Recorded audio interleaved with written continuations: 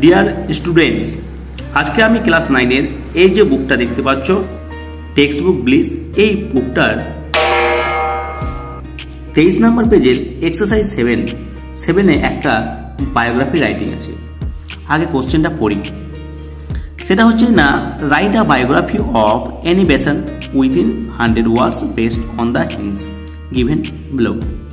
তার মানে এখানে বলছে এনি বেসান্তের একটা বায়োগ্রাফি লিখতে হবে, নিচে যে হিন্টসগুলো দেওয়া আছে সেই হিন্টসগুলোকে নিয়ে, তাতে আবার 100টি ওয়ার্ডস। যাই হোক, তাহলে আমরা হিন্টসগুলো একবার পড়ি। হিন্টসগুলো কি কি আছে? Born on 1st of October 1847 in London, বুঝতে পারলাম লন্ডনে এত সালে জন্মগ্রহণ করেছিল। ফেমাস ব্রিটিশ রাইটার ছিল। Well known socialist activist for the right of women, মানে মহিলাদের অধিকারের জন্য সে কিন্তু একজন বিখ্যাত সোশ্যালিস্ট ছিল আর অ্যাক্টিভিস্টও ছিল। বেশ, তারপরে পয়েন্টে বলছে participated in Indian politics, Indian পলিটিক্সেও অংশগ্রহণ করেছিল। Join the Indian National Congress, Indian National Congress তখন একটা পার্টি ছিল, পলিটিক্যাল পার্টি, সেখানেও যোগদান করেছিল। Became the first women president of the Indian National Congress in 1917, অর্থাৎ 1917 সালে প্রথম সে মহিলা প্রেসিডেন্ট হয়েছিল। কোথায় না? ভারতীয় জাতীয় কংগ্রেস পার্টিতে। তারপর pass away on 20th of September 1933 in Madras, India, ভারতের মাদ্রাসে 1933 সালের সেপ্টেম্বরের 20 তারিখে মারা গিয়েছিল। এই পয়েন্টগুলোকে দিয়ে তার সম্বন্ধে একটা বায়োগ্রাফি আমাদের তৈরি করতে হবে। ডিয়ার ভিউয়ার্স, এটা খুবই সহজ। আমাদের তার সম্বন্ধে প্রথমে দুটি বাক্য লিখতে হবে, তারপর পয়েন্টগুলোকে দিয়ে করব, তারপর লাস্টে দু একটা বাক্য আবার সুন্দরভাবে যোগ করবো, যাতে প্যারাগ্রাফটা বেশ শোভনীয় হয়। এরকম যেন মনে না হয় যে আমরা পয়েন্টগুলোকে হুবহু তুলে দিয়ে লিখে দিয়েছি। একটু আমাদের এটাকে ডেকোরেট করে বায়োগ্রাফিটাকে করতে হবে। বেশ, যাই হোক, আর দেরি না করে চলুন এবার আমরা যাই এর এনি বেসান্তের বায়োগ্রাফির দিকে। কীভাবে আমরা এনি বেসান্তের বায়োগ্রাফিটাকে কম্পোজ করব বা তৈরি করব। So viewers, let's get started. তাহলে প্রথমেই আমরা একটা টাইটেল লিখব যার বায়োগ্রাফি তার নামে। এখানে অ্যানিমেশন, তাই আমরা প্রথমে লিখেছি অ্যানিমেশন। এরপরে লিখব India has produced great sons, animation was one of them. তাহলে ভারত অনেক মহান সন্তানের জন্ম দিয়েছে, অ্যানিমেশন হচ্ছে তাদের মধ্যে একজন।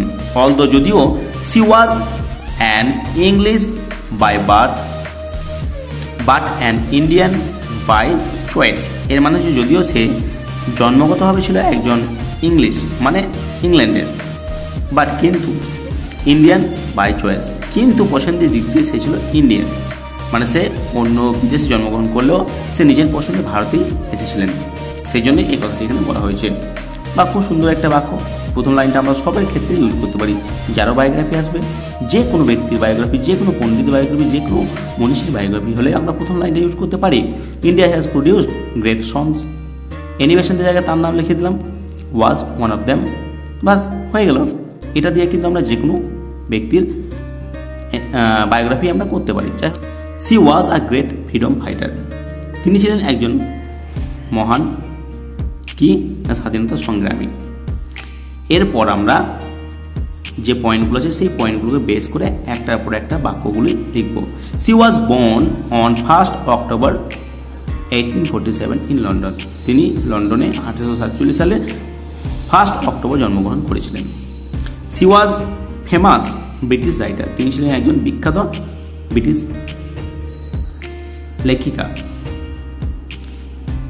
She was an well-known socialist activist for the right of women, এটা আমরা পয়েন্টে পেয়েছি। সে ছিলেন একজন বিখ্যাত বা সে পরিচিত ছিলেন সোশ্যালিস্ট হিসাবে, activist for the right of women, মহিলাদের অধিকার নিয়ে তিনি বেশ কি ছিলেন না অ্যাক্টিভিস্ট ছিলেন, মানে ক্রিয়াকলাপ তিনি করতেন ওদের অধিকার নিয়ে, অর্থাৎ মহিলাদের অধিকার নিয়ে তিনি লড়ালড়ি করতেন, সংগ্রাম করতেন।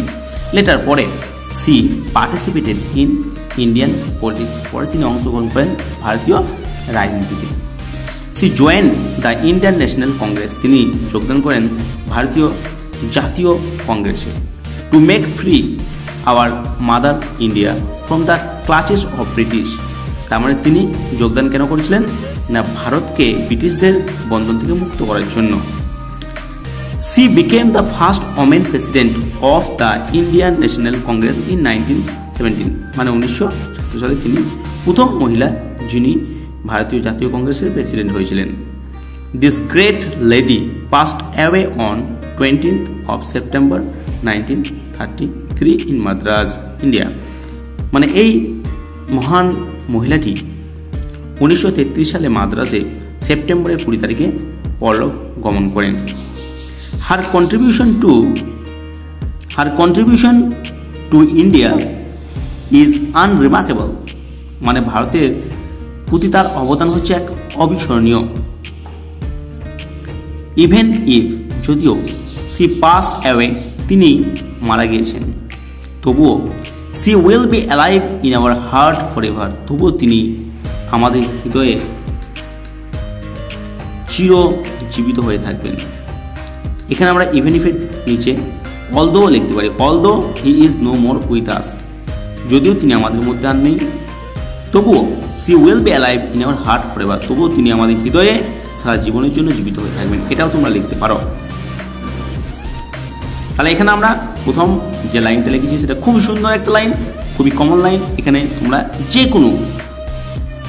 যে কারো বায়োগ্রাফির ক্ষেত্রে তোমরা ইউজ করতে পারো।